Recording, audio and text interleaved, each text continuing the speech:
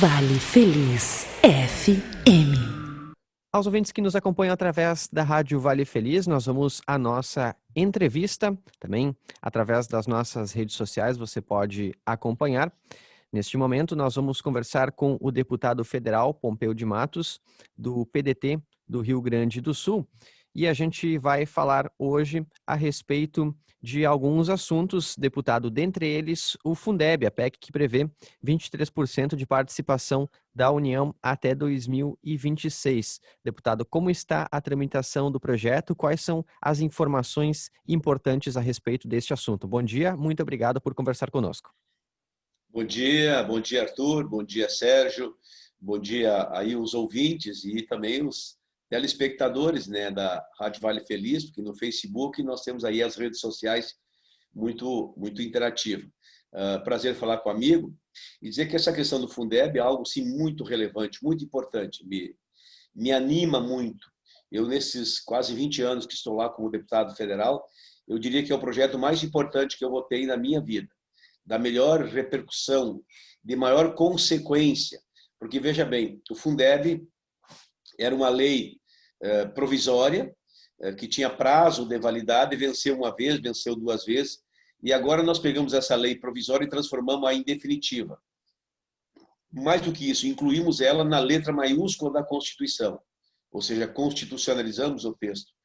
Ela deixa de ser um plano de governo para ser um projeto de país, um projeto de Estado, uma visão de Estado. Mais do que isso, nós aumentamos de 10% para 23% o repasse de complementação dos recursos para os prefeitos, prefeitas e para o governo do Estado, mas especialmente as prefeituras. 70% desse dinheiro vai para pagar a folha, ou seja, para cobrir aquilo que é fundamental, o profissional de saúde, aliás, de educação, o professor, a professora, a merendeira, os profissionais que ali estão na linha de frente. Nós criamos há algum tempo atrás o Piso Nacional de Salário, lembra? Só que não foi criado o dinheiro, né? Veio o piso, o valor a ser pago e não veio dinheiro para pagar. Agora não, agora vai ter o dinheiro, e sendo que, além desses 70% para pagar a folha, 70% do valor, tem 5% que vai para cobrir despesas com a educação infantil. Como dizia o doutor Brizola, privilégio? Estes privilégios. Mas se tiver que ter privilégio, só para as crianças. E as crianças precisam deste privilégio. E foi o que nós aprovamos. Então, é uma lei, assim, sabe, positiva.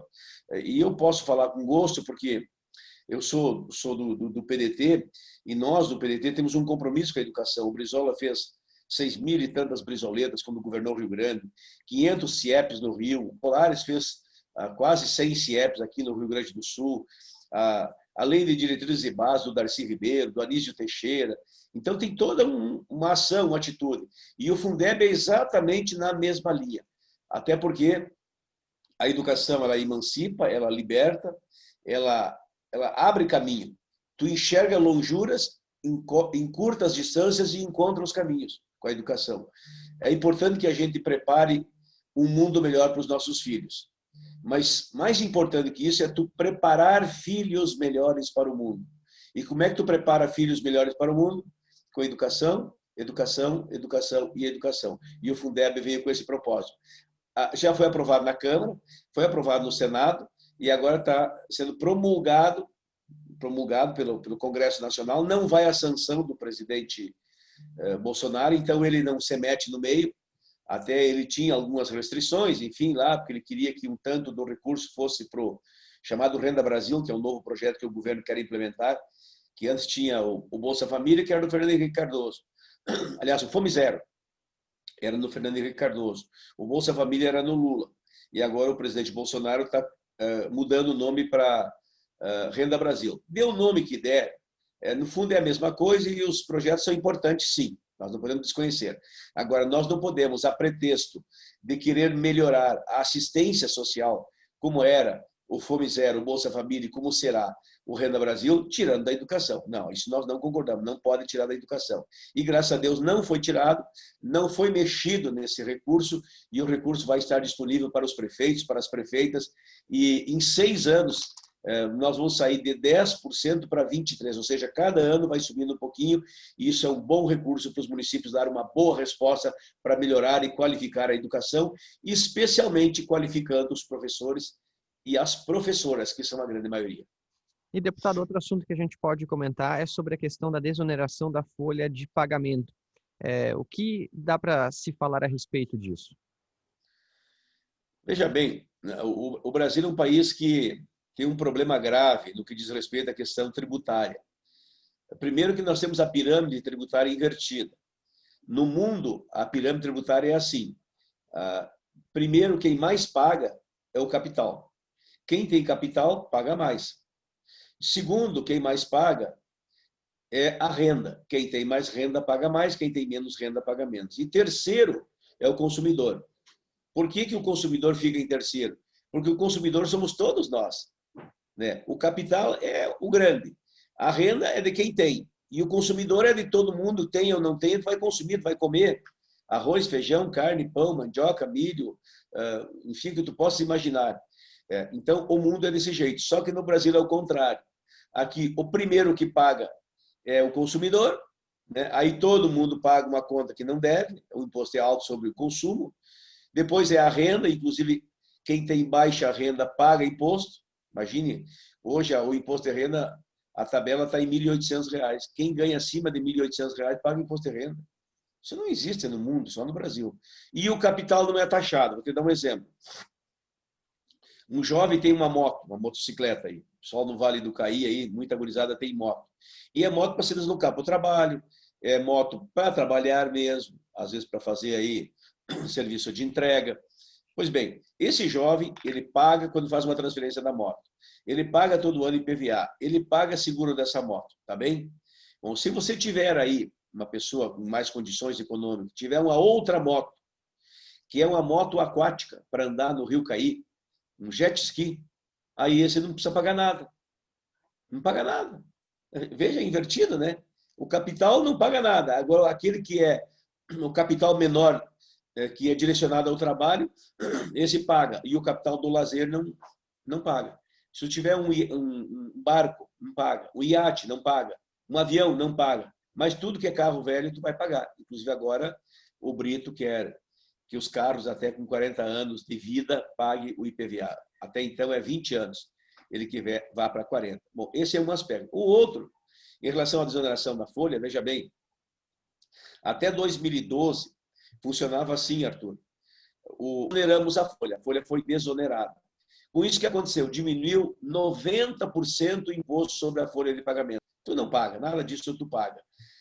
Então, o capital que é direcionado para o trabalho, tu paga, e o capital que é direcionado para o lazer, tu não paga. Agora mesmo o Leite, o Eduardo Leite, governador, quer taxar os carros, que hoje pagam o IPVA até 20 anos, vão pagar até 40 anos. Ou seja, mata o velho, né? É um exagero, mas um exagero muito grande. E no que diz respeito à desoneração, até 2012, vamos dizer assim, a empresa contratava um trabalhador e pagava dois. Um para quem veio trabalhar e outro na forma de imposto para o governo. Era uma coisa absurda.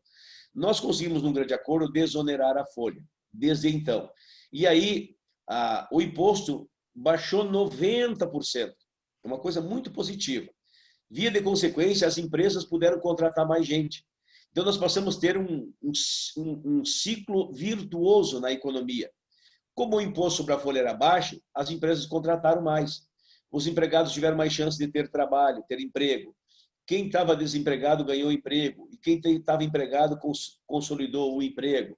Aí, mais gente empregada é mais gente trabalhando, mais gente produzindo. Produzindo mais, tem mais renda, tem mais salário, a economia levanta, o excedente tu exporta, sobram divisas, melhora a balança comercial, ou seja, tudo é positivo, tá bem? Só que esse prazo venceu. Vence agora no final do ano, tá bem? Então, nós o que resolvemos? Continuar essa desoneração, isso é o mínimo que tem que fazer. Até porque antes não tinha pandemia. E estava desonerada. Agora, com pandemia, muito mais se justifica, porque a pandemia é na saúde, mas as consequências na economia, o efeito colateral, a economia está castigada. Qual é que é mais importante? A saúde ou a economia? Os dois, não vamos se iludir. Tu viver, e os dois são pilares da vida, a economia e a saúde são pilares da vida. Mas tu viver sem um troco no bolso é uma vida desgraçada. Por outro lado, viver com uma doença é outra vida ruim. Então, as duas coisas se interligam, interagem. Então, o que a gente quer? A gente quer que a economia seja parada. Nós não queremos que as pessoas morram de coronavírus, mas que também não morram de fome. Por isso, nós aprovamos, então, a continuidade da desoneração. Para te teres uma ideia, Arthur, o Eduardo Bolsonaro, que é o filho do presidente, meu colega deputado, votou a favor. O Flávio Bolsonaro, que é senador, nosso colega, congressista, votou a favor. Todos votamos a favor, porque é uma coisa positiva. Lamentavelmente, o Bolsonaro vetou. Eu me surpreendi, porque eu não esperava isso do presidente. Até porque os empresários foram os que mais apoiaram, inclusive o presidente, para ele ganhar a eleição, vão ser justos. E essa é a verdade. Mas acontece que o posto Ipiranga, como é que é o Guedes, que eles chamam de posto Ipiranga, né? Ele passou a lábia do Bolsonaro, acho que vendeu gasolina batizada para o Bolsonaro caiu na cantilena. Bom, vetou, nós temos que derrubar o veto. Porque, olha o raciocínio que eu vou fazer para ti. Essa questão do coronavírus. Se a pessoa está bem de saúde e pega o coronavírus, dá uma patinada, viu? Até o psicológico da pessoa ataca. Ele já acha que está mal, já acha que está... A coisa não fica bem, tá bem? Ela resiste, mas não fica bem. Se a pessoa tem uma doença pré-existente, uma comorbidade, o que acontece? A pessoa vai a óbito, morre. 120 mil pessoas já morreram, né? 125 mil pessoas já morreram. Então, o que a gente quer? A gente quer que isso não aconteça com a economia, porque se mantiver a folha onerada, ou seja, tem que pagar esse imposto, a empresa que está bem de saúde financeira vai patinar tendo que pagar imposto sobre a folha. E se a empresa já não está bem de saúde financeira, vai a óbito. Aí o que acontece? Morre a empresa, morre o empresário, morre o emprego, mata a perspectiva de crescimento da economia. Então, nós estamos brigando muito para derrubar esse veto. E eles vieram com uma cantilena semana passada, que teria que, em derrubando o veto da desoneração da folha, que criar a CPMF. Nananina, não. Nós não queremos nenhum aumento de imposto. Agora não tem como. Não tem jeito. O empresário, o empreendedor, o consumidor, o cidadão não pode mais pagar imposto, especialmente agora com a pandemia. E termina a pandemia na saúde, nós vamos ficar um tempão com a pandemia na economia. E aí nós temos que nos ajudar para sair da pandemia da economia. E aí não é aumentando imposto que nós vamos solucionar o problema. Deputado Pompeu de Matos, a gente sabe que os assuntos eles são importantes, né? E o nosso tempo às vezes ele é um pouco curto, mas a gente agradece a disponibilidade do senhor e com certeza a gente vai voltar a conversar, assim como a gente já fez em outras ocasiões, sobre estes assuntos. Muito obrigado pela disponibilidade em nos atender, em conversar com a reportagem da Rádio Vale Feliz. Um bom dia, bom trabalho e parabéns pelas atividades realizadas. Tá bom, Sérgio. Arthur, muito obrigado. Um abraço a ti, ao Sérgio, aos ouvintes da Vale Feliz. Vamos falar sempre, sim. É um prazer mesmo falar contigo e com a tua legião de ouvintes. Muito obrigado. Até breve, se Deus quiser. Ok, então nós conversamos hoje com o deputado federal Pompeu de Matos, do PDT do Rio Grande do Sul, nesse trabalho da Rádio Vale Feliz. Vale Feliz FM.